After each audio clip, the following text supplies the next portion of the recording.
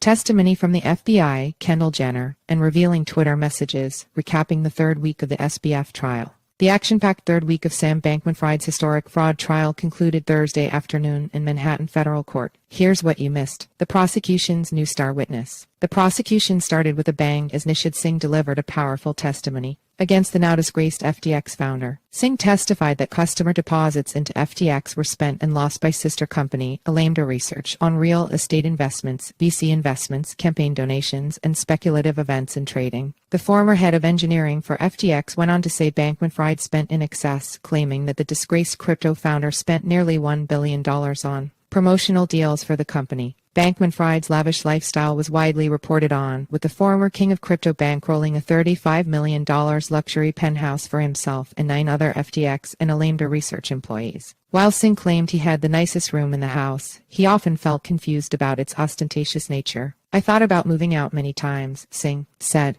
The prosecution went on to share an email from Bankman-Fried in early 2022 detailing a Super Bowl party attended by the FTX founder. Thrown by venture capital firm K5 Global, the party featured the most impressive collection of people, including former presidential candidate Hillary Clinton, Amazon founder Jeff Bezos, Netflix CEO Ted Sarandos, and supermodel Kendall Jenner. Bankman-Fried went on to call K5 Global a one-stop shop for establishing important connections before doling out over $300 million in bonuses to the company's founders, Michael Kives and Brian Baum. Singh further alleged that Bankman-Fried invested around $200 million in a celebrity-run tequila brand, potentially alluding to Jenner's famous 818 tequila brand. Testifying under a cooperation agreement with the U.S.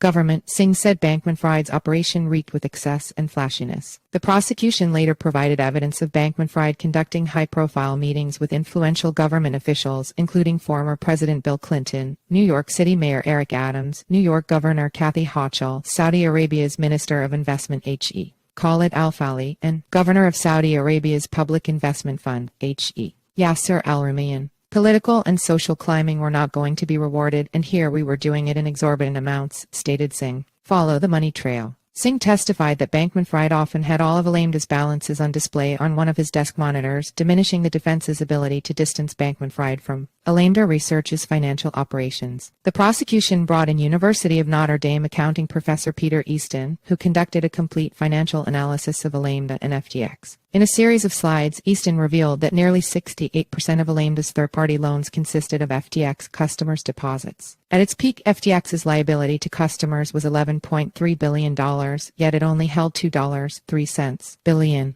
Moreover, Easton revealed that funds from FTX's investors funded nearly $70 million worth of Bahamian real estate. Bankman-Fried's parents, Stanford law professors Joseph Bankman and Barbara Fried, watched on in the courtroom as a deed to their $16 million Bahamian house was presented to the jury as evidence. FBI forensic accountant Paige Owens testified that millions of dollars were sent from Alameda Research to Bankman-Fried and his inner circle for a number of political donations. These contributions were sent to several organizations, including Fried's Democratic Super PAC Mind the Gap and Guardians Against Pandemics, which was run by Bankman-Fried's younger brother, Gabe. Singh continued that Bankman-Fried spent a lot of Alameda's money with the lawyers effectuating loans through people like me to get them into FTX US or making investments from Alameda Research Ventures. FTX's general counsel details the night of the collapse. FTX general counsel Ken Sun claimed he was deceived by Bankman-Fried and fellow FTX executives, only learning the true status of FTX and Alameda's financial health when it began to collapse. When asked about FTX customer deposits, Sun explained that he believed they were always received, safeguarded, and segregated from the company's proprietary funds. However, on November 7, 2022, Sun was asked to join a call with Apollo Capital focused on raising capital for FTX from Bankman-Fried's Bahamian penthouse. When Sun was given FTX's financial statements, he was shocked to learn they were missing billions of dollars needed to cover customers' withdrawals. Apollo proceeded to ask for legal justifications for the missing funds. However, Sun could not get straight responses from Bankman-Fried.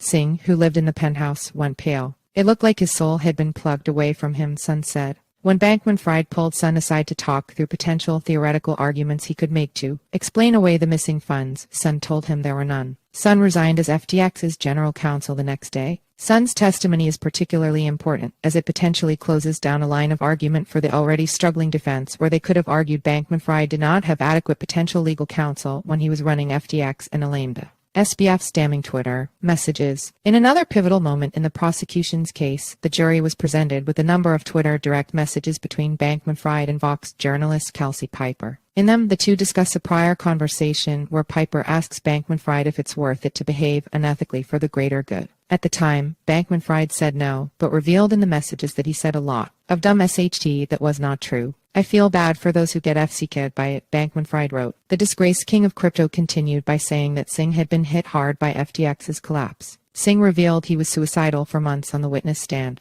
I felt really betrayed that 5 years of blood, sweat, and tears from me and so many employees driving towards something that I thought was a beautiful force for good had turned out to be so evil, Singh said. Moreover, Bankman-Fried revealed that his push for greater regulation of the crypto industry was just PR, ultimately writing FCK regulators. When Piper published the material, Bankman-Fried asked her to take the story down as he believed he was off the record. What to expect next week? The court adjourned early on Thursday, October 19 for a short break in the trial schedule and will resume later next week. The prosecution is expected to rest their case on Thursday, October 26, after presenting 3 final witnesses, including an FBI agent, an unnamed customer witness, and an unnamed investor witness. The defense has made multiple statements this week suggesting they may choose not to present a case.